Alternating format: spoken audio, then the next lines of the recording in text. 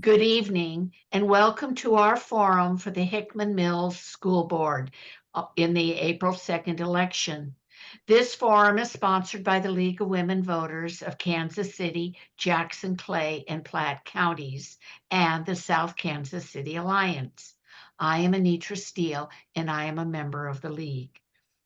The League of Women Voters is a trusted grassroots, nonpartisan organization whose members do hands-on work to safeguard democracy. While we neither endorse nor oppose candidates or political parties, we are directly involved in the sharing of important issues. Our mission is to empower voters and to defend our democracy. We envision a democracy where every citizen has the knowledge, the right, the desire, and the confidence to participate. Our membership is open to everyone. I'd like you all to know the other League members volunteering with me. Cheryl Barnes is the timekeeper, and our Zoom is monitored by Donna Hauk. I lead our forum's admin team. The public has sent in questions via the League's website, lwvkc.org. Tonight, we welcome our moderator, Sandy Eads. Anitra, thank you very much. And to the candidates here, thank you for joining us. I'm delighted to join this Hickman Mills School Board Candidate Forum. As always with the League, we say your vote matters. And tonight, we'll hear from 5 candidates for the Hickman Mills School Board. One of the candidates, Cynthia Corn-Watry, has notified us that she's moving out of the district, so she will not be participating.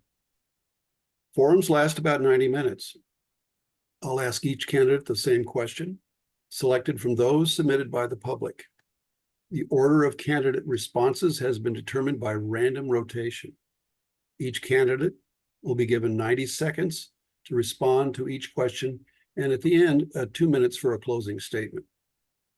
All of the candidates running for this office have been invited. One candidate did decline to participate, as well as Ms. Watry. So tonight, we'd like to welcome our candidates participating in tonight's forum.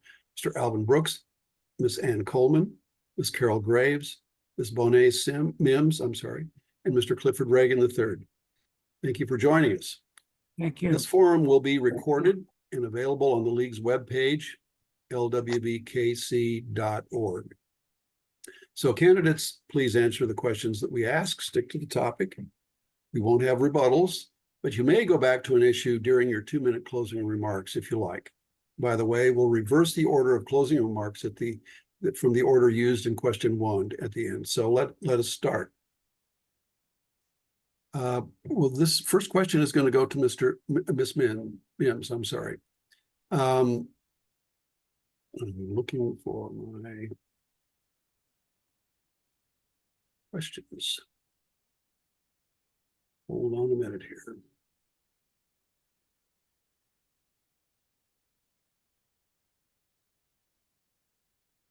Apologize for that delay.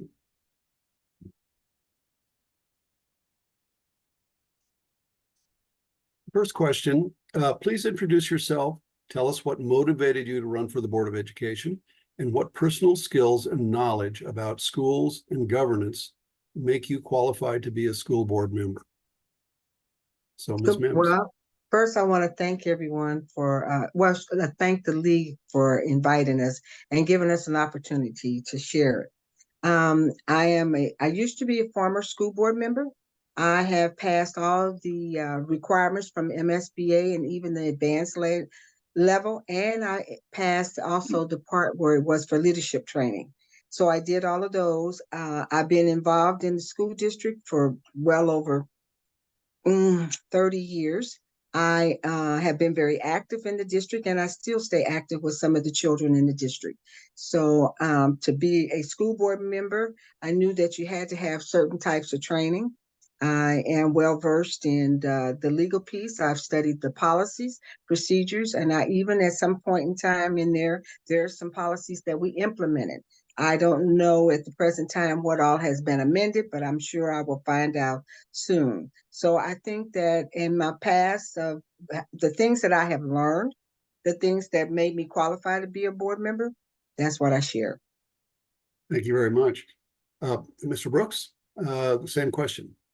Thank you very much, and to the League of Women Voters and to our viewers out there who are voters in the Hickman Middle School District, welcome you this evening. My name is Alvin Brooks, and I served on the board of Hickman Mills for 4 years. I was selected by the board to fill a vacancy and then ran for a 3-year term and won and decided not to run again. I think that I'm certainly one who's very capable and qualified to serve on the Hickman Middle School Board. I think that public education will always be a part of the American landscape. I'm concerned about public education because that's my reason for wanting to run on the school board, because I've watched this school board. I know what policy-making boards are like. I know what they're supposed to do.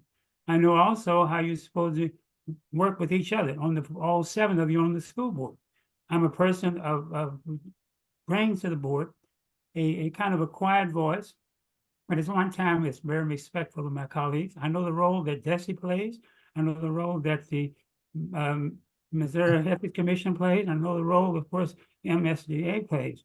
And I think now this kind of knowledge and concern about the teachers, and most important, the students and the teachers and administration, being respectful of them.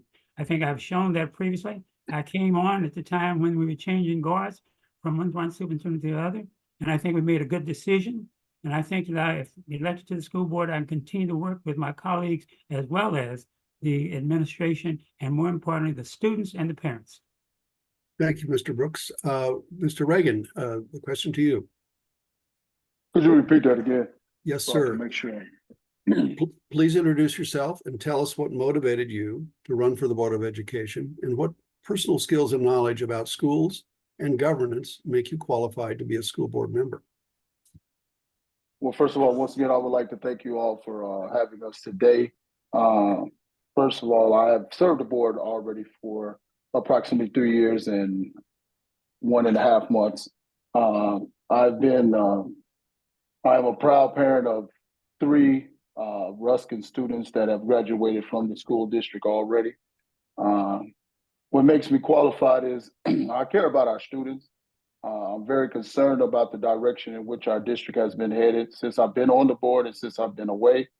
I've been very active in this community as well as with our school district, even off the board.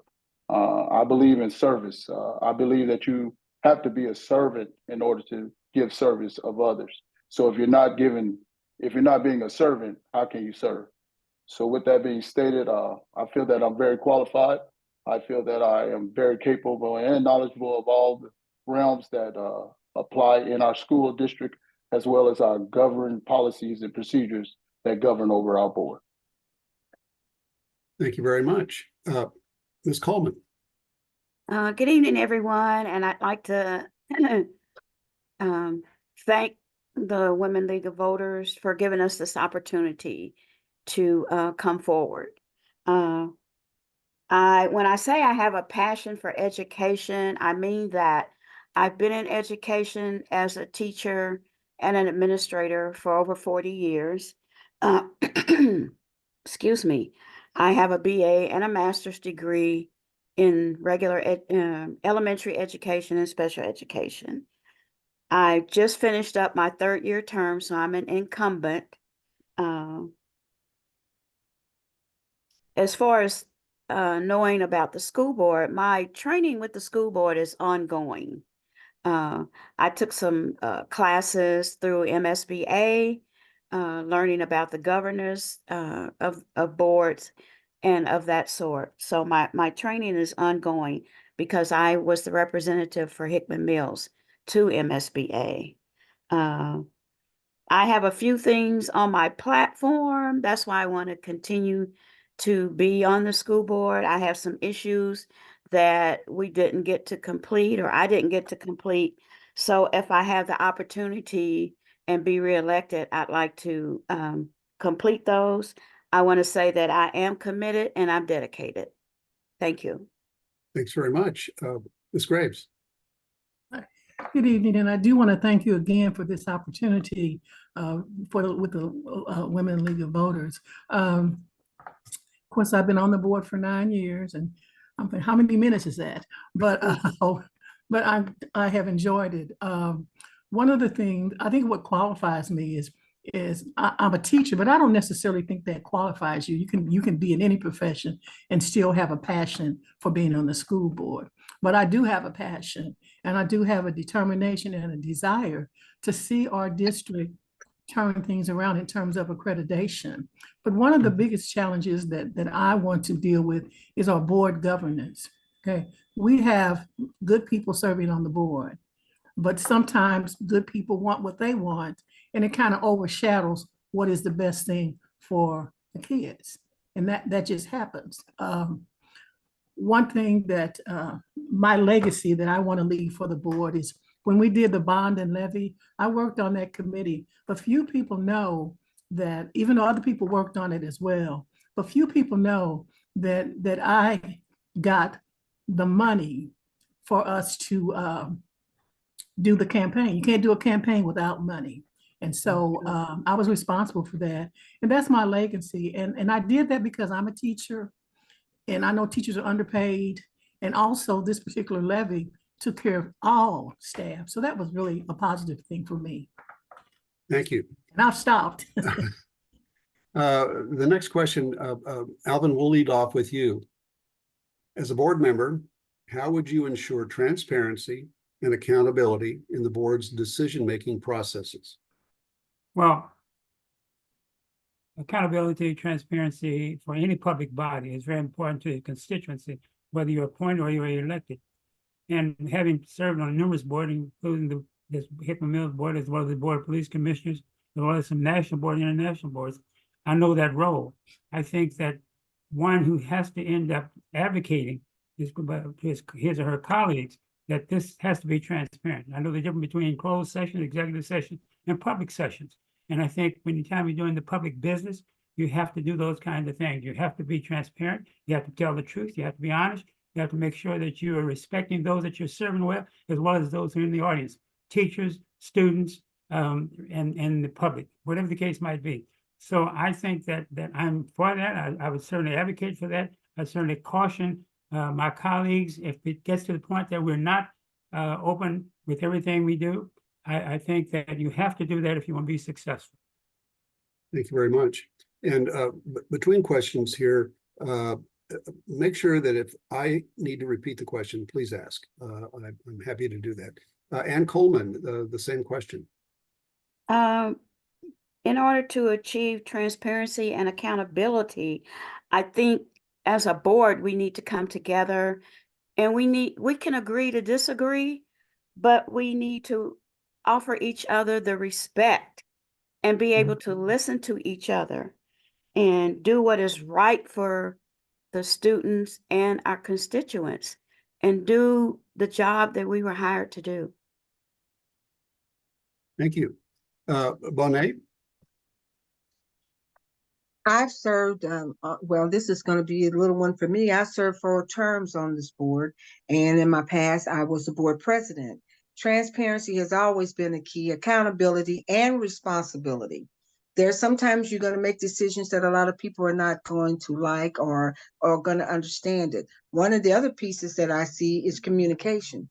And there's a breakdown in communication when we're looking at the community, the board, and you have to respect the people that are paying for everybody's salaries and stuff that's going on. So I look at all of those items, and I have there's a thing about respect. And I have seen that is something that's lacking. And if you can't work together, what you have to do as a key person or in a leadership role, you have to pull your people together. And you may not agree on everything, but you can disagree with a level of respect. Thank you very much. Carol Graves. I think transparency is very important. And I think in any board or any type of institution you're working with, it's very important to remind your members, not just the first time you have your first meeting, but it's very important to kind of stay in touch and stay in tune with being transparent. Accountability is very important. You have to be accountable, not only to the students, but also the community, because the community is the one that elects you, but you're working for the children. And I think, as someone stated, just having respect. You don't get everything you want. Nobody gets everything they want on a board, okay?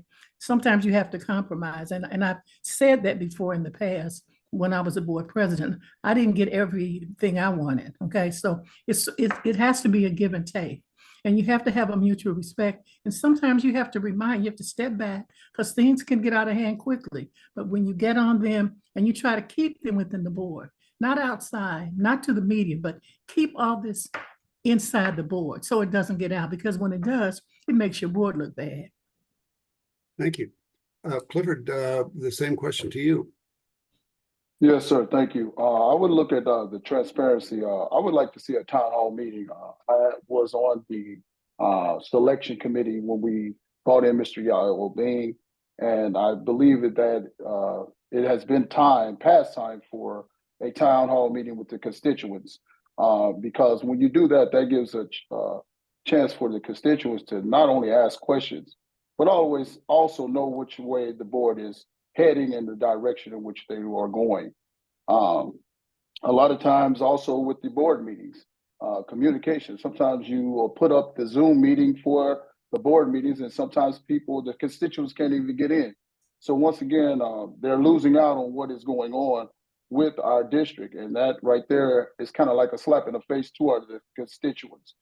There should always be someone out there watching, whether it's Facebook or whatever type of technical things that you are using today, to know what is going on, to let the board know, hey, that's not working. So we need to get that done so that our constituents will know at all times what is going on when there is an open session meeting. Also with respect, just like everyone has said, just because you don't like someone, or you might not like how they smell or whatever, but that is a respect level that you need to come to that person, even if you need to come with 2 more people with that person and talk to that person. Because a lot of times we get out of hand by saying things out in the public that is not true. And sometimes I think that if you, as a leader, will do that. Thanks very much. You get the next question, Mr. Reagan. Yes, sir. What do you think schools should do to prepare students to be better members of the global community? Say that one more time. What do you think schools should do to prepare students to be better members of the global community? Well, first of all, I believe in this. If as a teacher, first of all, you need to dress like a teacher. And what I mean about that, you have to show the students, if they're preparing to go out into this world, what it means to be about being professional. So therefore, how can I teach you something if I'm not showing you the direction in which you are going? So that right there starts, number one, the way we teach the people that we are educating within our schools. Number two, I think also that we need to have classes that are also concerning, that teaches the students about real life, what is going on in the world. I think we have became so dependent on these things, technology, where we forget about the books in which we have had from history. So with that being said, I'll look at history, also look at the responsibilities of the ones that are governing over our students each and every day. Thank you very much. Bonet? Could you repeat the question, please? Yeah, yes, ma'am. What do you think schools should do to prepare students to be better members of a global community? When I talk about students, I think, and it's not so much I think of it. I prepare students. I graduated 3 out of my household out of the Hickman Middle School District, and I was very proud of it. I walk it instead of always talking it, and it's to show our kids to look at somebody and know how to develop yourself so that you can make it out here in the world. I work with children. I make sure that, and the children that I work with comes from a very at-risk level. And you have to make sure that the kids have the level of respect. So you have to work with the parents. You got to bring in your community, and you have to exemplify what it is. yourself. And if you can't carry the look that they need or help them with the knowledge that they need to grow with, then why are we here? You know, when you look at the educational piece at the present time, we're lacking in some areas that can reach out to our children. Our children, some of them feel like they're not loved. They feel like they're not important. And somehow you have to reach and let them know that. I do that on a daily basis. And I want to walk the walk instead of just talking the talk. And what I do with these children in the neighborhoods, I'm out there with them. I'm out there with the police. So I want them to know that I love them, I respect them, but the same goes both ways. And when you're a school board member, you have to walk in all those areas so that they don't feel like that you feeling more superior than they are, but you give them the tools that they need to work with. Thank you. Thank you very much. Carol Graves. Well, when I think of what the school can do for a global situation, I'm thinking of having curriculum for those students who want to go into higher education, as well as those non-traditional students. There are a lot of students that they don't want to go to college. They weren't able to get a skill or habit, and so they wander around for many, many years. It should not just be for those that want a higher education, because that's not necessarily for everyone. And but to have students that learn hand-on skills, which we do have a program at Hickman Mills, I think it makes it much more better. It provides employment for them, and it makes them feel good because they've learned how to do something in school. Thank you very much. Alvin, what do you think? Well, I think you make sure that you hire the kind of superintendent. The school board has two employees, the superintendent and the general counsel. And therefore you hold the superintendent accountable, make sure that he hires the right teachers. Of course, the board has oversight. They determine who's hired and who's not hired after the superintendent presents that to the board as a whole. But I would say that you need teachers who are qualified in their respective areas. When you talk about global, you talk about all kinds of things that we're talking about, all kinds of things. So not only history and math and science, but all those things that would make for a student learning about his or her surroundings beyond the community or the state in which they live. And so I think we make sure that we evaluate those programs with the superintendent to determine whether or not our students are being taught those kinds of subjects that make them better citizens, make them ones who are concerned about things around the world, whether it's in politics, whether it's in health, whether it's in science, whatever the case might be. If we do that, I think not only will we graduate students who are ready for that global assignment, if you will, or involvement, if you will, but we've got to make sure that they're taught the subjects that lead them to that global feeling that I'm one citizen of the world rather than necessarily the citizen of their community. Thank you very much. Ann Coleman. I think it starts with preparing our students, and it starts with at school, the teachers, so that the students can see what it looks like, sounds like. So if we model for them, give them opportunities through maybe field trips or bringing in people to talk to them. What else I want to say?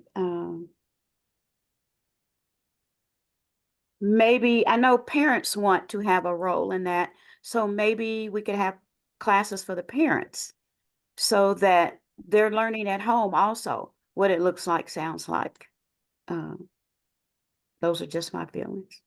Thanks very much. And we're going to stick with you and we go to question 4.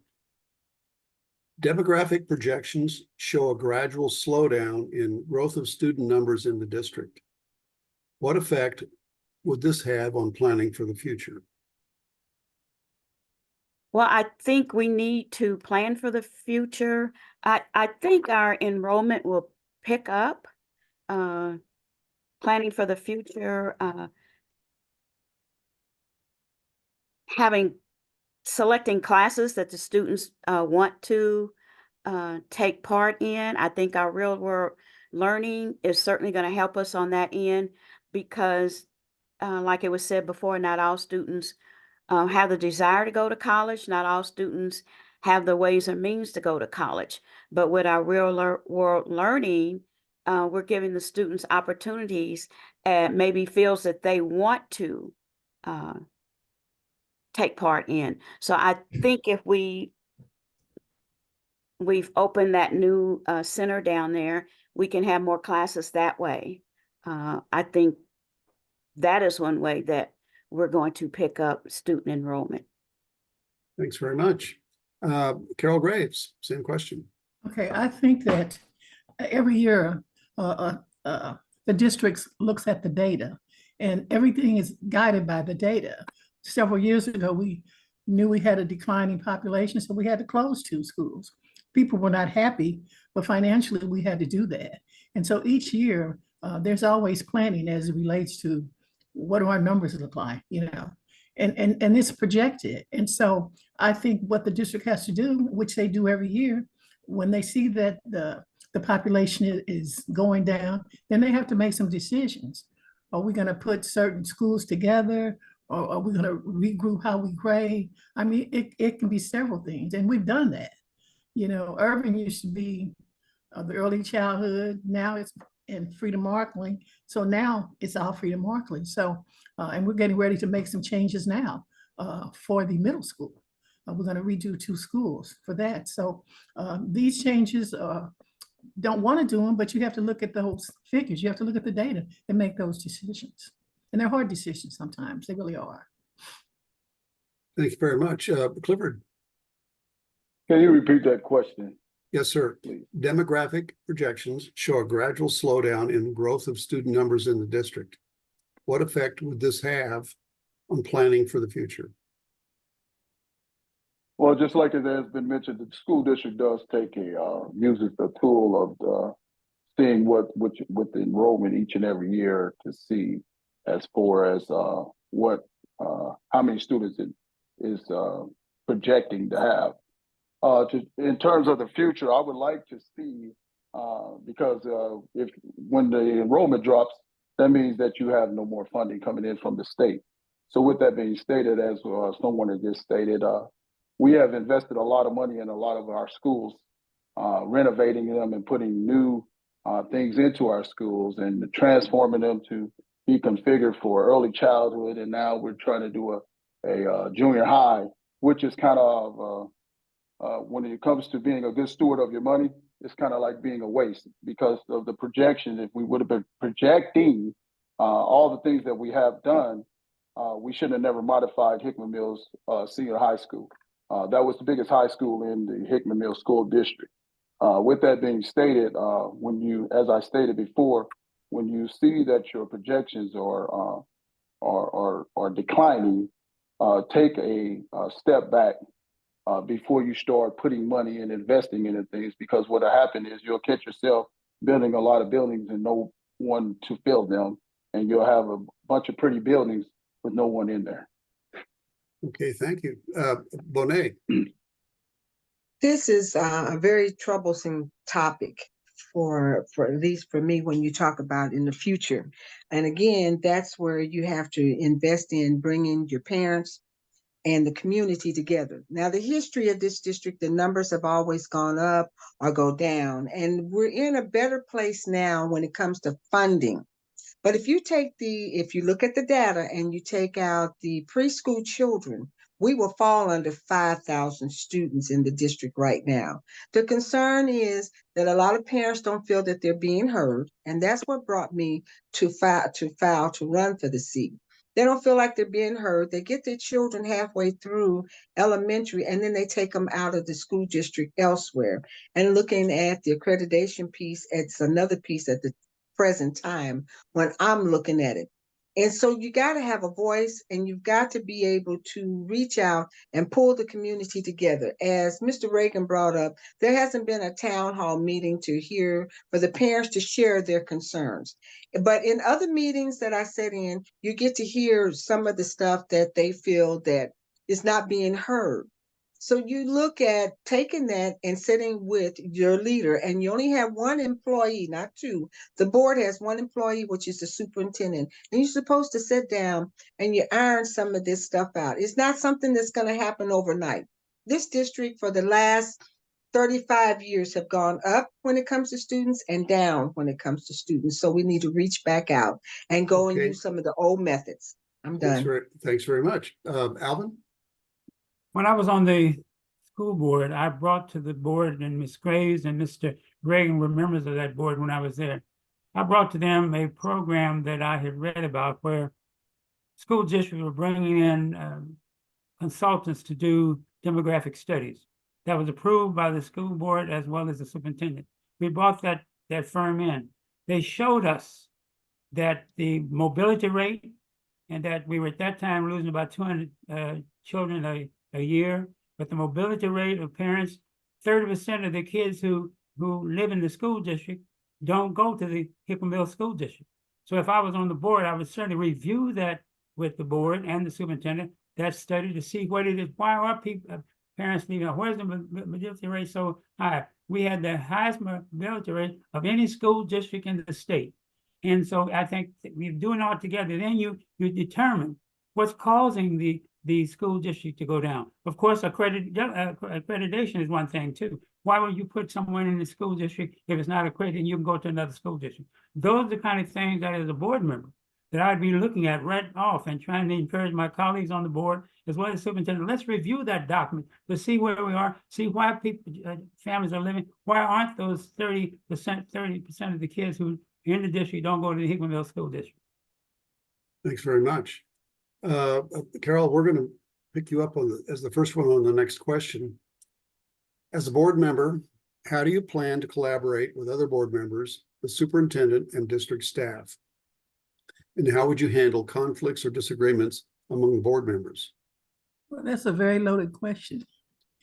Well, I think first of all, you just have to sit down, with your board members and with the superintendent and talk about some concerns that really concern others. How you reach out to the community. For me, I want to know what the community is thinking. So I go to different neighborhood meetings and South Kansas City Alliance. You want to know what's on their mind, and you want to know what's on your board members' mind. And so you want them to be upfront and honest, because if not, you can't move forward. And you want to know, is the superintendent, how does he feel about this? Because it has to be all in. You can't run a board when you got 3 over here that want something, and 3 over here that want something else, and 1 over here wants something else, and the superintendents want something else. So it's a matter of just coming together. And that's sometimes easier said than done, but it's also necessary. Thanks very much. Clifford. To build unity within the school board, I would like to see more, going back to what the school board policies are. A lot of times, I think a lot of times things get out of hand because school board members don't read their policies and procedures and know how much governance that they have. Because if you did, then therefore you would not come into a lot of confusion. I noticed that sometimes we get conflicts of interest that can also stir up a lot of stuff.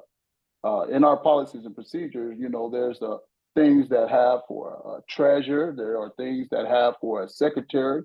And sometimes when you get secretaries, you got to make sure that that secretary is not being a conflict of interest. And what I mean by that is sometimes you might have a secretary, they might be the superintendent secretary. I don't believe that that's kind of helpful for a board, because that right there puts the secretary that is of the superintendent in hot water. It's kind of a conflict of interest. So basically, studying your policies and procedures, also giving respect at all times. If I have a problem with someone, we all are grown, as we state that we are, keeping business in-house instead of going out spreading a lot of rumors and lies about one another. And also have grace and mercy upon one another, because you never know. We all are one step away from being broke. We all are one step away from being crazy. So therefore, let us all work together to make a better union. Thank you. Thank you. Alvin? I would come to the board with one thing in mind and raise this question. Is what we do and say good for our children? And if it's not, then we ought not be serving on the board.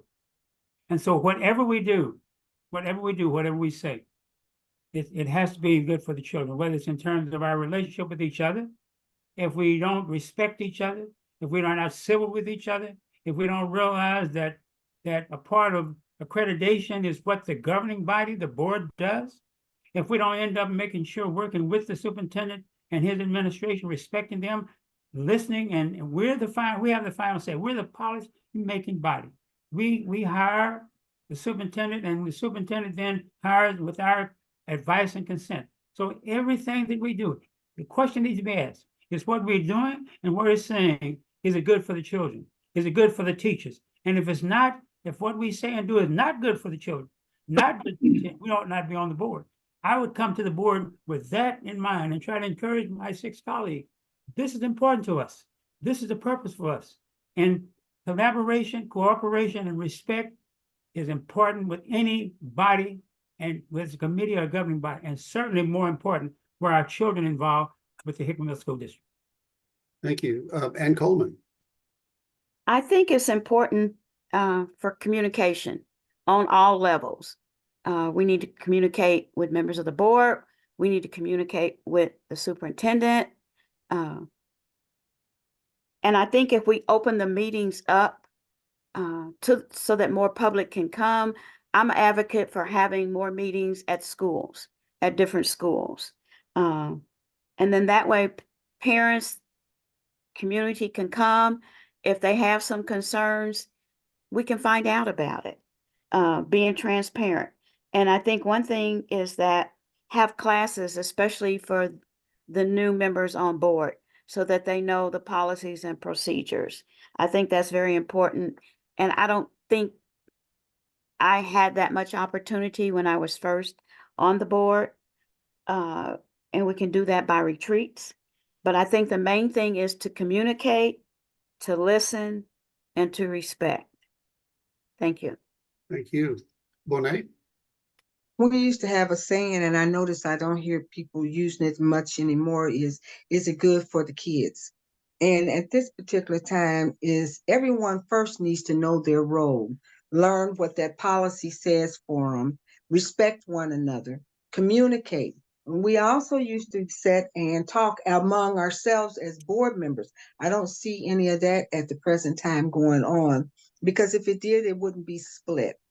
I just feel that the communication lines need to be open. People need to be honest and put out whatever it is that they feel uncomfortable with, or pick that board president or the vice and sit down and talk about these things. Because I come into the boardroom, I've seen stuff that's happened in that boardroom never happened before. Stuff that's getting out, slanderous items being thrown, people running in and saying some derogatory things and running back out, a coup that happened on a board meeting, and there are policies and procedures. When that kind of stuff takes place, there is something that can be handled, and they know that, or at least I would like for them to learn it, to know that you can't operate like that. Thank you.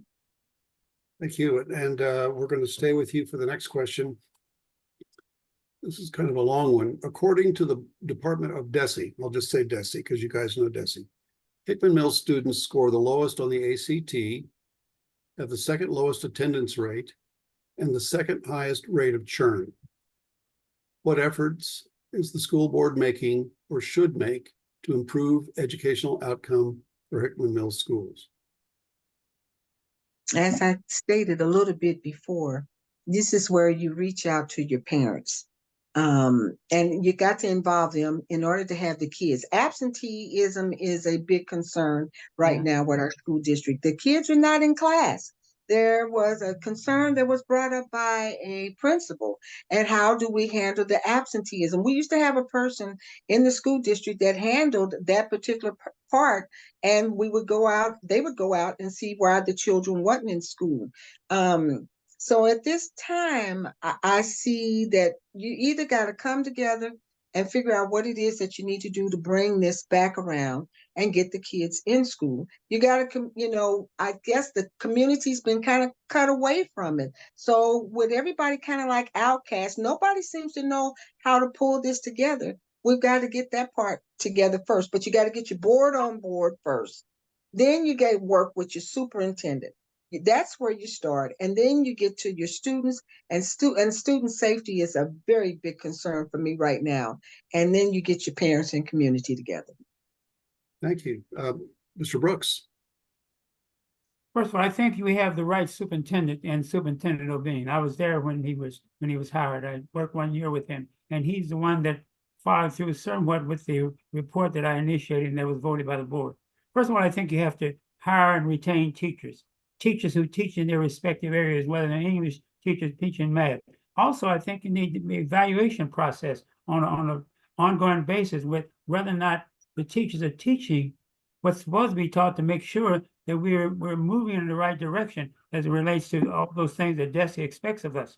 Also, I think that we must realize that the parents do play a role, and because that's the first teacher. But at the same time, since we have so many parents in American school district, not only Hickman Mill, that aren't engaged with their young people, and I think what we have to do is to make sure that the board sets the stage for the administration to have persons who are working in the area of absenteeism and truancy and other kind of service. Wraparound services, the school must do that.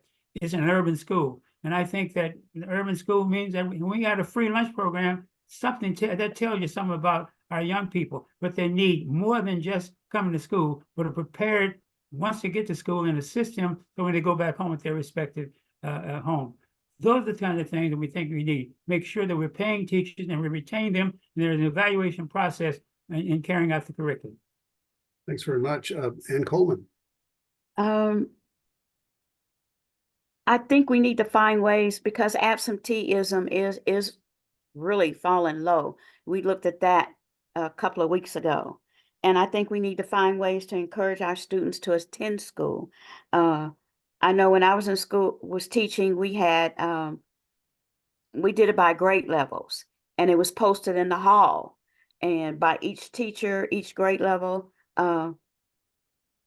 had 98% attendance this week. If it dropped below, we need to find out why. Maybe call parents and figure out, why aren't your students in school? I think we need to prepare for the MAP test way before, a month before the students are given the test. We need to prepare, give them that practice test like all year long before we get to that. We need to identify those students that are falling below grade level and give them the extra support that they need and follow the data on that. And then find ways to help our parents, because parents play a role in their children's education. So if we find ways to help parents, help their students, that goes for a long way. Thank you. Thanks very much. Clifford? Yeah, that's a long one. Could you repeat that one? But he'd be happy to do it. It's like a paragraph. That was a lot. Yes, sir. So it says, according to DESE, Hickman Mill students score the lowest on the ACT, have the second lowest attendance rate, and the second highest rate of churn. What efforts is the school board making, or should it make, to improve educational outcome for Hickman Mill students? Well, I looked at this for a long time ago. I do believe that it does start at home, because of the simple fact that it is the first teacher that a child sees. But now we see that the world is becoming a difference. So now children are being sent to school, and so now they're looking at the teachers to become more of their parents or more of their role model. I would like to see an evaluation at our district level. I believe that we have gone too long without an accreditation for the same people that are over some of our programs to be still in play. I would like to see an evaluation. Back in the time when we had other superintendents over at the administration building, they would have to recertify for their position. I would like to see that being brought back because we see that it's not working right now. It hasn't been working. We keep talking about accreditation every year. The state that we've been lowering the stage for the lowest ever since I've been on the board, and I know that's past 8 years now. And there is a problem. There's a disconnect, and the disconnect starts with the board. We have to reevaluate what is being presented to our students each and every day. We also need to figure out, why are the students not coming? A lot of times when I was in the school, they're bored. a lot of them are bored. There's nothing there to keep them. The spirit of school in our students' eyes are dead. So I've said it before, we need to bring back the school spirit. Instead of always looking for the worst, let's look for the best in our students. Thank you. Thank you. Carol Graves. Okay. Well, that's really a very loaded question with several different answers. The first, when you talk about how low our scores are, there has to be a plan. And that plan needs to be talked about with the superintendent and the board. What are you going to do? You know, that's your first question to your employer, your employee. What are you going to do? What is the plan based on the data? Okay. And so you've got to come up with a better plan to help our students get to accreditation. And I can talk about that, but that's a whole nother, we've talked about it in the board meeting. The other thing, I heard someone say something about wraparound services. They do have some wraparound services. I think a lot of times people don't know all the things that the board has, just like they don't know the policies. But each school has a liaison, and that liaison, I don't know if they're doing what they need to do, but they're the ones that contact the parents when they're absent. Now, I don't know if they're doing it on a consistent basis. I don't know that, but they do have a person in place to do that.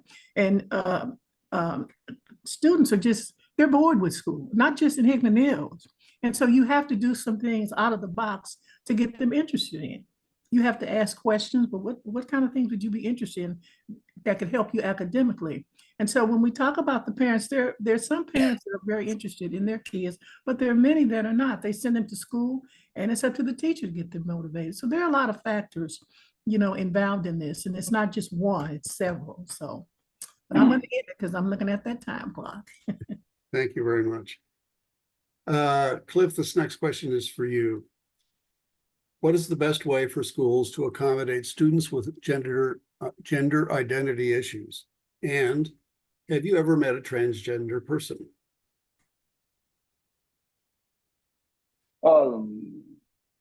That's very touchy, very, very touchy question. So with that being stated, I would like to see that they would have, because I believe that everyone should never be discriminated against. So if we do have those type of students, we need to make sure that they are being accommodated, just like our handicapped students.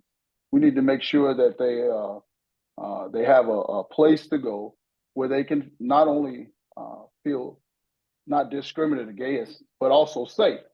Because a lot of times we look at these things and we forget the safety, not of just the gender students, but all students. And safety is the number one thing in my eyes. So with that being stated, I would like to see and make sure that we make the accommodations for them in our schools so that therefore they can, when they do step into the building, they know that they have a place there and they don't have to worry about being ashamed of anything. Thank you. Thank you. Anne, what's your thoughts on this? Well, I think school should be a place where students come and feel safe. And I think one program we could do is, I'm real big on mental health wellness, and I think maybe transgender students may be bullied sometimes, or maybe they just need somebody to talk to, but they don't know who they can trust. And I think if we had support and staff on board that could help those students through mental health wellness, if they need somebody to talk to, they have a place to go. We need to do everything we can do to help them and make them feel safe. Thank you. Carol Graves. I think that is going to be a bigger thing than ever in a couple of years. We were talking about that at school. I think, first of all, you've got to have a policy in place, not just for your teachers, but for the students as well, because we know that oftentimes these students are bullied. And we had a situation where a teacher was fired. You know, sometimes people have their own religious beliefs about something. So you have to have a policy. It needs to be discussed not only with the teachers, but the parents as well. And it's a challenging thing, but it's coming. I mean, it's here and it's going to be a situation where we're really going to have to deal with. So we're really going to have to come together with policies. We're really going to have a conversation with our students because they also need to abide by some guidelines. And we know that doesn't always happen. Okay. Bonet, how about you? Yes, sir. I have been very involved with many transgenders, and the concerns I have is having a safe haven for them. I come from a background in forensic services on capital cases. So when you sit and listen to me sometimes when I'm looking at mental health, there's a whole genre that a lot of students, and it didn't just start now for transgenders, they stayed undercover for a long time because was feared, they were bullied. And just not recently, we had a student that had committed suicide. I did attend that funeral. So it's a lot that goes on with that. And to make sure that they're safe, make sure those policies are in place, but also make sure that they are being protected. Thank you. Alvin? In public education, it's the principle of educating every child that comes to us equally. And I think that transgender kids, as well as when policy put in for race and ethnicity and religion, status in life, and all those kind of things, this ought to be a part of it.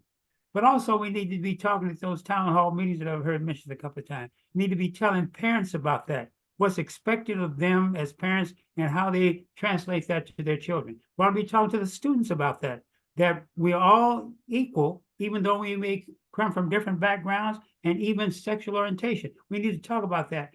Now, adults talking about that doesn't do much good, but the kids are the ones who are the victims, as well as the perpetrators, the abusers of those who are trans. So I think what you do, you make sure, and in our policies, as a policy, to do these kind of things, let it be known to the parents, let it be known to the students, and most important, let it be known to the teachers and other administrators. But make sure that our young people understand this very clearly and what is tolerated, what not will be tolerated. And I think that's the way you really get at where kids who are trans are accepted or come from another country or another language are accepted. Because school has to take public education, you take what comes in the front door and you make sure that you educate those kids and that they're treated like all other kids. Thank you. Alvin, we're going to stay with you for the next question. As a board member, how would you handle public pressure from interest groups or media outlets? Well, first of all, I think you listen to those groups. Now, media is not someone that you end up having your news conference out there because something's taking place within the board, or the superintendent's not doing what he or she should do, or something like that. I think that the media will continue to walk with a microphone or a pencil to hear something from you. And I think there should be one spokesperson. If it's a board issue, the president ought to be responding. If it's another issue, the superintendent. And neither one of us should be going out for a news conference or talking to the media about certain things. Make sure that there's one person appointed to do that. The other thing is the fact that there are always interest groups out there. And I think you listen, you be attentive listen, but you always tell them the truth, where you stand and what you're going to do. Don't make any promise that you can't keep. And I think the thing that you did, and again, you raised the question, is what you're asking me to do. I want to speak on, is it good for our children? And if it's not, then you ought to be board member enough to say, I'm not going that way. I'm sticking to the policy, I'm sticking to the rules, I'm respecting my fellow board members, and I'm speaking to the children and the parents and the administrators and the teachers that teach them. Thank you. Carol Graves, same question. Okay. I will never, ever, ever, ever speak to the media unless I'm the board president or the superintendent. You have to be very careful about talking to the media. They will switch your words around. They will print information about you that's not true. And unfortunately, people believe that. So you can't go back, oh, that's not true. So I have some real concerns about the media, and it's personal because it was done to me. I think you have to be very careful when you speak with the media. I think you have to be neutral. I think less is better, less is more. You know, I think you have to be very, very careful about what you say to the media. And I would say very neutral, because you don't want to say anything that's too extreme. You don't want to say anything, well, so-and-so said this. So I think you have to be very careful. And I wasn't careful, and you pay for that. Thank you. Bonet? Could you repeat the question again? Certainly. As a board member, how would you handle public pressure from interest groups or media outlets? As a former board member and a former board president, I always made sure that I was transparent. I spoke only on the facts as a board president. But then in the same breath, you listen to what has to be said. But again, it's back to what several of them have already said. Two people respond to the media. That's the president and that's the superintendent. Outside of that, some of the stuff that I have seen puts you in a very uncomfortable spot, and a liability would be an issue. Did you mention something about interest groups? Yes. I stick straight to the facts when it comes to any interest group. And I don't waver, because when you waver again, as Ms. Carroll just talked about, your words are, recomposed, and it's all back in a different area, and it's not a comfortable place to be. So I just keep it that way. Thank you. You bet. Clifford? When it comes to groups, regular public, I would invite them to come to the board meetings. I would make sure that they fill out the paperwork and what is available for them to do, the little 2-minute comments that they would need. When it comes to the interest groups, I wouldn't even talk to them. What I would rather do is have them come to the board meeting, have them put, if there's a slot available, whereas they can come and talk about that. So therefore, that keeps all the conflicts out the way. Of the he says, she says, because now all I did was take your name, your card. I came back to my board. I wanted to let my board know who all is interested or what is going on. When it comes to the media, there is a public relations person that speaks on the honor of the school district. Also, you can have the superintendent also speaking, but when it comes to the board, it's always been the president. But in case the president is not around and the president is out of the country or so, the vice president would go into that term for them. Thank you. Ann Coleman. Well, for a while at the board, we had the media there, like 3 or 4 meetings in a row, and they came just to feed off the conflict that was going on, and that was not a good look for us. And I think we need to stick to the policy and procedures that the superintendent and the president will field questions like that. And I got caught off guard in the parking lot one evening, just going to my car, and I knew that they wanted me to say the wrong thing or catch me off guard, and then bring that up in the board meeting or put it in the papers or put it on the news. So I think as a board, we have to be very careful, follow the policies and procedures that the president and or the superintendent will field questions like that. I had people tell me that they tuned in to board meetings just to see the conflict that was going on, and I felt ashamed. And so to avoid that, maybe people of interest or that have questions, like Mr. Reagan said, have them come to the board, and then that way they can address the whole board. Great, thank you. And we're going to stick with you for the next one. What is going well in the district, and what does the school district have to be proud of currently? What is going well in the district is number one, our program for real world learning. We're getting recognition all over the country for that. And I think we're going to build on that and expand that. That is going well with the district. I think our early childhood program is thriving right now. We opened up 2 more classrooms, and I think we're looking forward to opening up more classrooms. I think another thing that's going well for us right now is the pay for our teachers. So we're able to attract and retain highly qualified teachers in our district. And when we have highly qualified teachers, that spills over to our student population, that they're getting the rigorous education that they deserve. Thank you. Same question, Bonet. What's going well and what are you proud of?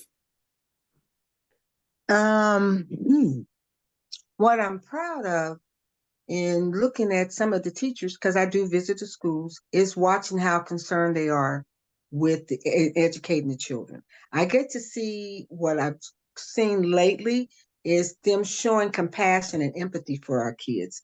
So I know that they're trying very hard. And then I've seen some things that made me a little uncomfortable. But what I'm proud of is to see Hickman Mills School District still trying to thrive and come back. And with them passing the levy and the bond, which is helping them to utilize funding. But I'd also like to see funding put into the schools. Yes, it's nice to upgrade buildings, and yes, it's nice to buy and buildings for administration, but put it in the schools to the students. Is the first priority is for their education, their safety, and to make sure that they become viable citizens themselves. Thank you. Mr. Brooks. I think the graduation level is certainly to be accomplished and the scholarships that are being issued to our students. But at the same time, when that happens, these are to our students who are wherever they go, they're going to make it. And we also have to see that those funds are used to those students that are left behind, whose possibilities of graduating are not as good as those who are graduating. I think that we have to make sure that what's being taught under the superintendent's leadership, with the advice and certain consent and oversight of the board, has to make sure that that continues. I think also it's good to know that the under the windfall based on the increase in property tax and the tax school levy, that we've got now funds to do some capital improvement, which is needed, as well as pay teachers and attract teachers and give incentives to teachers to save. That's in my opinion, that's something that I'm proud of now, but I think it needs to be proud of in the future if the board does its job in cooperating among itself to make sure that those things are looked upon and not spend a lot of time debating among themselves, issuing among themselves. There should be almost everything ought to be a 7-0 vote. 7-0 vote. And when you got something that's not a 7-0 vote, something is wrong with that picture. Thank you. Carol Graves. I think some of the things that we can be proud of in our school district, as Ms. Coleman said, the worldwide learning, which students can learn trades. I think the passing the bond and levy increased our teacher salaries, and it also allowed us the opportunity to upgrade our school with better security. Also, we got some COVID money. All school districts got some COVID money, and so that has financially helped our district as well. I think at this point, even within our board, I think that we have a fairly good relationship. You know, we don't have any media contests. And I think at this point where we are now, it's too bad this is near the end, but I think that there is at least a mutual respect for one another. I really do believe that. And we're getting ready to convert 2 of our schools, which is not going to cost us a lot of money. So I think that's a good thing. And, you know, I think that we're doing much better. I've been on the board for 9 years, and financially, I think we're doing much better than we ever had in previous years. But of course, there's always room for improvement. So. Thank you. Clifford?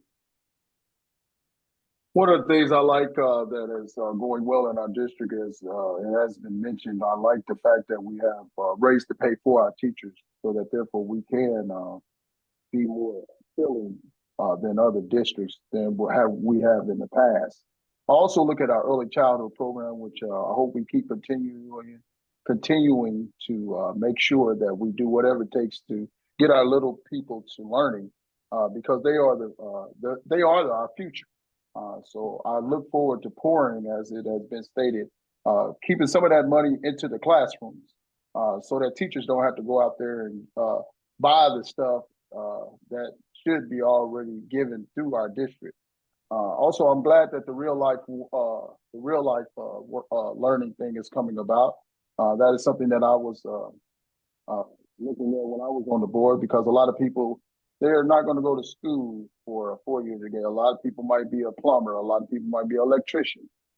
And so therefore, I'm glad that the real life learning system will be coming within the next years. With that being stated, so those are the things that I'm liking, and I'm hoping that we keep continuing to do. Thank you. Carol, question 10.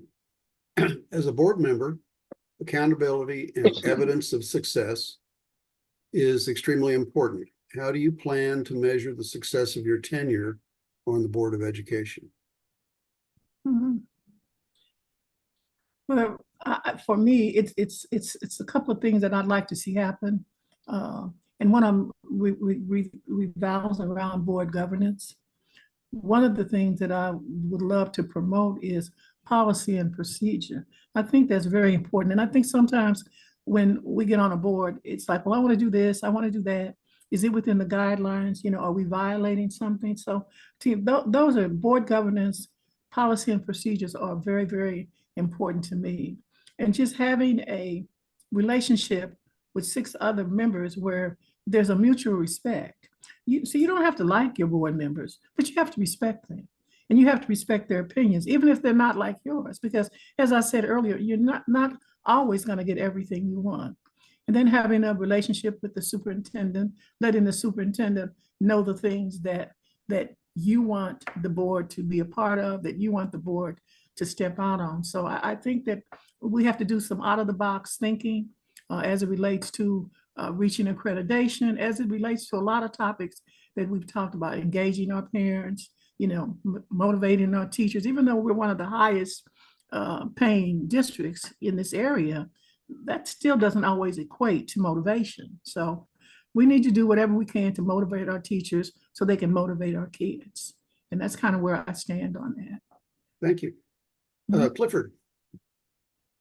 Say that again, because that kind of, could you Sure. repeat that question? Absolutely. As a board member, accountability and evidence of success is extremely important. How do you plan to measure the success of your tenure on the board?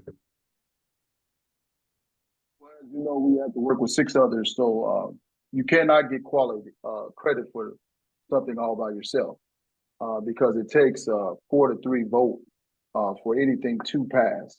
So with that being stated, I would keep continuing raising the bar. Yes, we do have, as we stated before, we have good money for our teachers, but also let's look at the mental health and the mental health challenges that everyone has to go through. A lot of things are always swept under the rug. Mental health is a big thing that is out there in our children's life, not only our students' life, but also in our teachers' lives. So we have to make sure that we have all the necessities for everyone, just not for one person. So with that being stated, I would like to look at what we accomplished as a board together as I would leave my legacy. As when I left, I see that the safety vestibules have been incorporated into the schools. I see that the track through the PIAC has been renovated. I see that our the real life thing is coming along, and that was because of the 7 vote, because of the 4-3 or 5-2 votes. So with that being stated, you will never have something by yourself because it's going to take the whole group to make you look good as well. Thank you. You bet. Ann? As Director Gray said, our board governance, we really need to look at that and evaluate ourselves and see where we are with regards to that. I think we need to review and re-review policies and procedures, especially for the new board members that come on, if they have not been on before. Because I know when my first year, I didn't get the help that I really needed, and I didn't know anything. But I think, you know, as time went on and I went to retreats and I attended classes that MSBA offered with regards to that, I got a little better. I think community and parental communication, we need to improve on that. And we need to look at how our students are doing. Are they raising their test scores? iReady scores are reviewed and reviewed very often. Are we improving on those scores? and what areas are areas of concern and to what grades. I know science and social studies are an area of concern for the older students. I think they get that about fourth or fifth grade. And we need to take a look at those and follow the data. Thank you. Thank you. Alvin? I think the question is a good question, but I'm not as concerned about how I look at the end of the journey as how the board of which I'm a part of looks at the end of the journey. Whether or not we've done our oversight, followed the policies, treated each other with respect and dignity, did the same thing to our administrators as well as our teachers and the parents. And then at the end of my tour of duty, has the board with my support and supporting each other accomplished some things we set out to do, improving the educational level of our children, making sure that those who are preparing to graduate to go to college, that there's also subject for the other group, and that funds are put there in remedial information, remedial help to help them so that they, whatever field they decide to go into. I think at the end of my tour, 1 year or whatever year it might be, it was saying to me that if I can leave there and say, we've accomplished something and I was a part of that, that may be much more important to me than what I accomplished. But that was a part of what was accomplished and the successes thereof. Thank you. Bonet? Yes, sir. You know, when I listened to the question, I thought of it's not a I, or a me. It's a collaboration between team building, working with a team, communication, respect, relationship building, board governance, policies and procedures. All of those factors go into when you build your team, which is your board members. And then once that becomes strong, then you're able to go as the rest of your level is, which would be your superintendent. We used to have where the principals used to come before the board and tell what their planning was for the school. I don't see any of those items happening anymore to know what's happening in the schools without going into the schools to see what's going on. So I think once we beat all of those items, for me, being a team member, that's what works. Thank you. We got these questions from the public, and I kind of like this one. And so we'll go to you, Alvin. Please tell us about an elementary or high school teacher who influenced your desire to be on the school board. Well, interesting enough, I met with a number of teachers, a number of parents, administrators who caused me to rethink whether or not I wanted to come to the board. And then I'd watched the board for the last 2 or 3 years, and I said, well, I'm wondering, are things being accomplished that's set forth by policy and procedure? How is the board relating to DESE and the Department of Elementary and Secondary Education? How are they relating to the other bodies that govern the board? And so I believe that we can do better. I think that we can certainly be on target. And I always raise the question again: is what we do and say, is it good for our children? And I think that the board would be able to evaluate. Self-examination should begin with me, each one of us. Am I doing what should be done as a member of the board? And what are my intentions when I get there? Is it for the children and the teachers, or for some other kinds of reason that I'm there? And if that doesn't exist, I should not be a candidate for the board. Okay, and I want to make sure we're sticking to the question itself, which is an elementary or high school teacher who influenced your desire to be on the school board. And you know, I can't tell whether this is you as a student growing up in the schools, Right, or whether it's a teacher you encountered in your contact with the district. So oh, that's not clear in the writing of the question. So I'll allow you to do whichever. And I'm sorry that I missed that part of it, but I think that, you know, teachers are so important.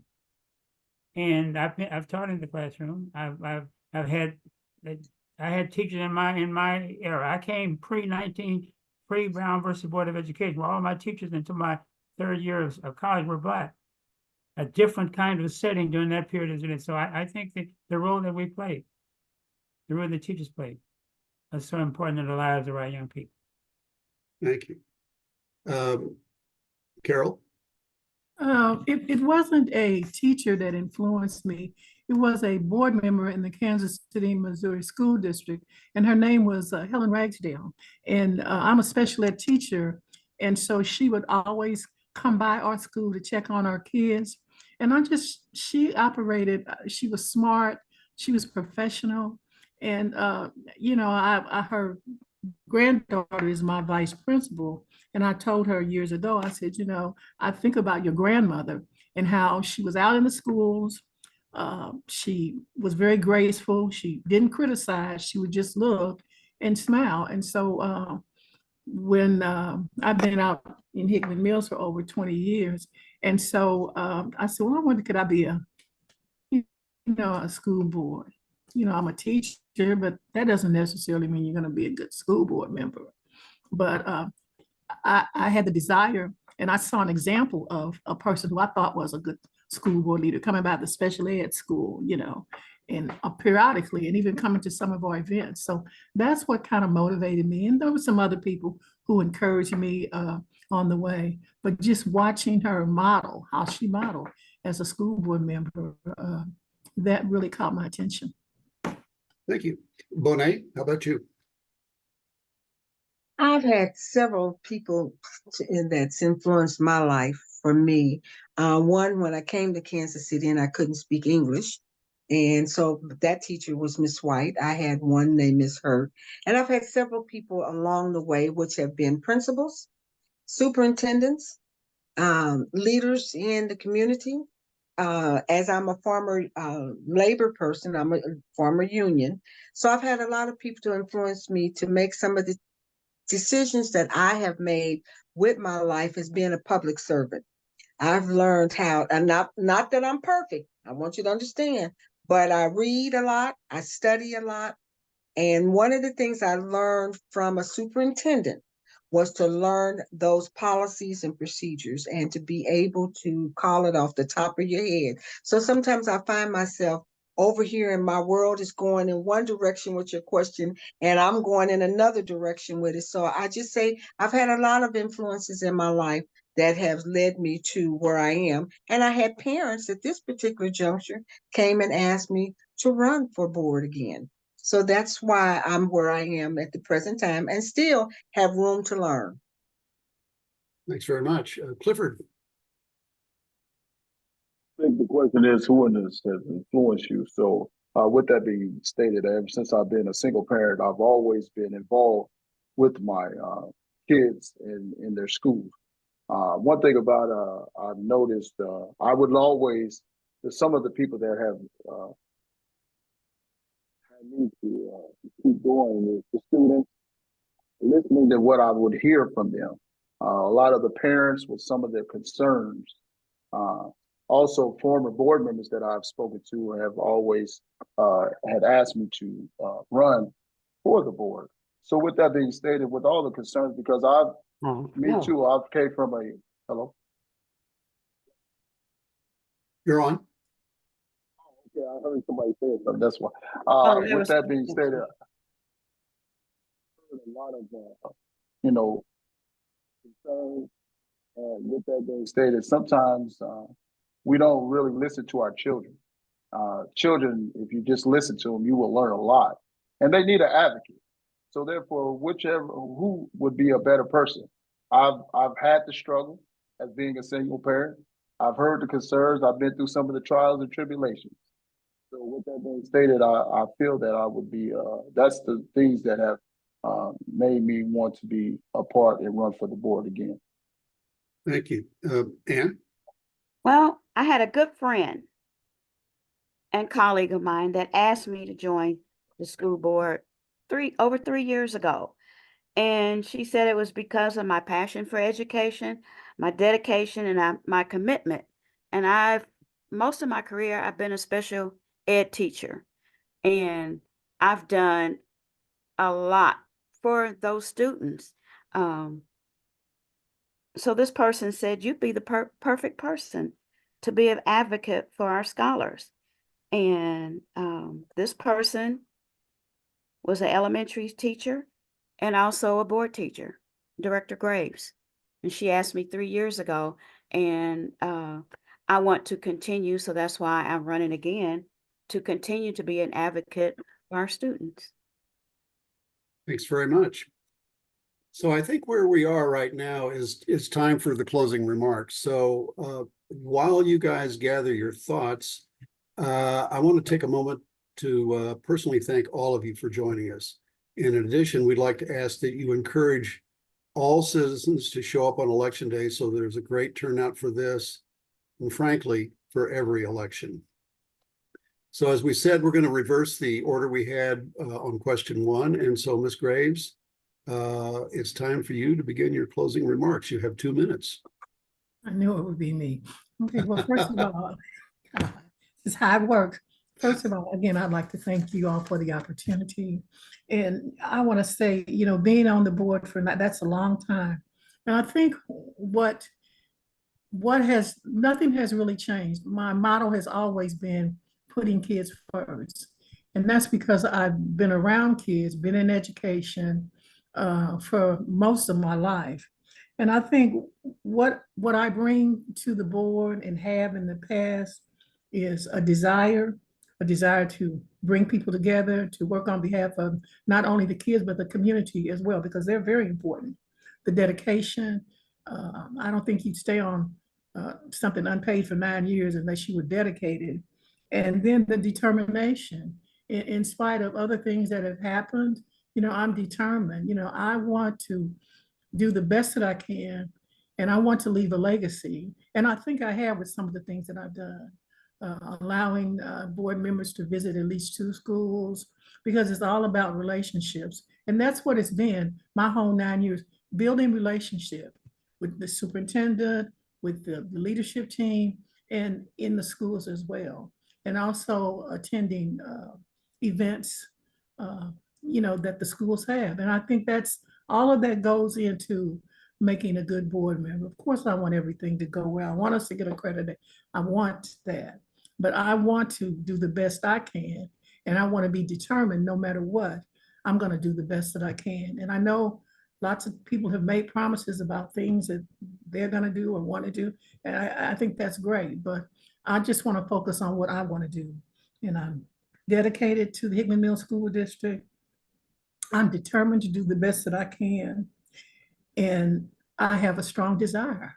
And I'm just doing a 1-year term because, like the song says, you have to know when to hold them, and you have to know when to fold them. So thank you so much, and get out and vote. April the 2nd, and early voting starts March 19th. Thank you. Thanks very much. Ms. Coleman.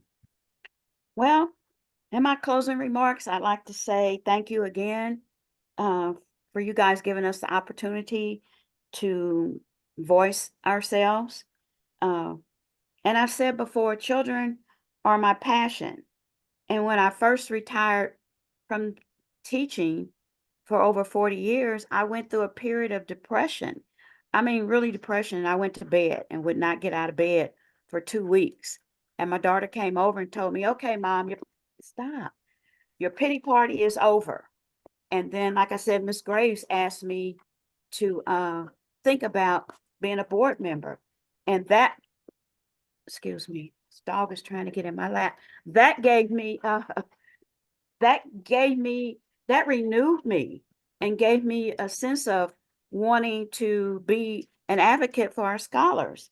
And I like going into the schools and meeting with the children and asking them, you know, about their daily life in school. I'm one that likes, I think I've been to all the school musicals. I have been to, I think just 2 football games. I've been to basketball games, and I've been to track meets. And that I really love. I love getting out there and meeting with the students and their parents. So if I have the opportunity to be reelected, I'm going to continue that. Thank you. Thank you very much. Mr. Reagan. Come on. First of all, I would like to thank you all for inviting us here today to speak on this forum. With that being stated, I'm asking for your vote on Tuesday, April the 2nd. I'm looking, my first question to you all as the public, if you're tired like I'm tired, let's make a change. Let's make a change. We've heard everything that has been said tonight. Not only have we heard everything that has been said tonight, we also know the problems that our district is having. One thing, if you're voting for me, you'll have a strong advocate for not only for your students, your parents, teachers, but also the community. And also as a constituent, I don't want you to vote me in, and I don't want to be voted in if I'm going to be lazy. You guys vote for us to do the things to keep our district, to raise that bar. And with raising that bar, you need to have people in there that's going to do the things that you would want them to do to help the district get to where it is. And that person would be someone like myself. So as I stated, and I'll leave you with this tonight, if you're tired, like I'm tired, let's make a change and vote for me. Thank you. Thank you, Mr. Reagan. Mr. Brooks. Thank you very much to the League of Women Voters and to those of you who are viewing us out there on Zoom or virtual. Couple of things I'd like to revisit very quickly before I make my summation. First of all, I think that if elected to the board, I'd hope that we would ask the superintendent and administration to come up with some incentives to those students who are absent, for those students who are truant, for those for whatever reason that they're not in class, some kind of incentive to them. Secondly, I was asked a question about who influenced me when I was a youngster. First of all, my parents, who said to me when I was in middle school or younger, that if you don't have an education, this world has no use for you. And now let me get into the other point, and being all Black schools. Each one of my teachers, all of them from kindergarten through my first 2 years of college, each one of them, I can't call their name, but I know each one of them had an influence on me. And most of us who were students in those segregated schools. Now, if I'm elected to the school board, you can be sure that, again, my first priority is going to be ask the question, is what we're doing good for the children? And so I hope that you, if I'm elected, you'll hold me accountable for that. That what I do and what I say, you come to me and say, Al Brooks, is what you did good for the children? And I hope you won't have to ask me that, but you'll see it in the work that I do. And those here, I hope that those of us who in the finals, and those of us who will be, I hope that we'll work well together. Heard a lot of platitudes, a lot of promises, a lot of things about how we get along. But the proof is in the pudding. Whomever one of us is elected, will we be civil to each other and make sure that the Board of Education is the kind of Board of Education that it should be? And that we keep in mind what we do and what we say and how we respect it. Is it good for our children? Thank you. Ms. Mim, you're Yes, closing us sir. out. Yes, sir. First, I want to thank you all from the Women's League of Voters for taking out your time to make us have the opportunity to come and share our views about being a board member. I also looked at and I want to thank everybody for coming out and wanting to be committed to serve on the board because it's about our children. So, I'm at a place where it's time for a change. We always have a lot of things that are going on, and we need to look at some of the older ways and the newer ways to make changes, which is better for our kids. Safety is a mechanism that's something for all of us to look at, but we got to first learn how to get along with one another, respect one another, know what's the most important thing is compromising and giving what we need to do for the kids. I am a very pleased parent at the present time of having some Hickman Mill students and my own children. And I've been involved in the community for over 40 plus years here in the Hickman Mills district. I still stay active with the children. I still attend a lot of the events that are going on in the school district, and not just my school district, but several other school districts, just to look at some things and some ways that we can make changes here at home. You got to learn sometimes how to go outside and look at the bigger picture and what you can bring to the table. I believe in being one that can work together. Teamwork is one. Team building is another one. Working together, not stabbing each other in the back, not slandering anybody, but putting a team together to come in here and do what's good for our children, what's good for our community. How do we build all of this back up? How do we bring everybody to the table? That's where I'm at. So I look forward to seeing and everybody, I look forward and good luck on April the 2nd. And I look forward to being elected. I'm first on the ballot. And thank you, sir, for acknowledging it. Have Thank a you good very evening. much. Thanks to all of you candidates. Oh, and- sir, can I tell you all, we had 3 HBCU students that played in the Super Bowl that graduated from Ruskin High School. Wow. Okay. Fantastic. Thank you. Thank you, Bonnie. A great note to end on. Well, thanks to all of awesome. you, and I'm going to turn it over to Anitra.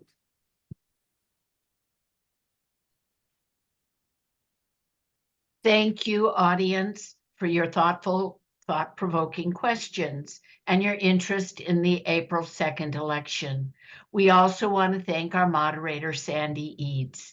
A recording of this forum will be available on the League's website, lwvkc.org. Please take a moment to share our candidate forums via your Facebook page, Nextdoor, and other favorite social media channels. And remember for complete voting and candidate information, visit lwvkc.org and vote411.org. Thank you very much. Good night. Good night. Good night. Thank you. God bless everybody.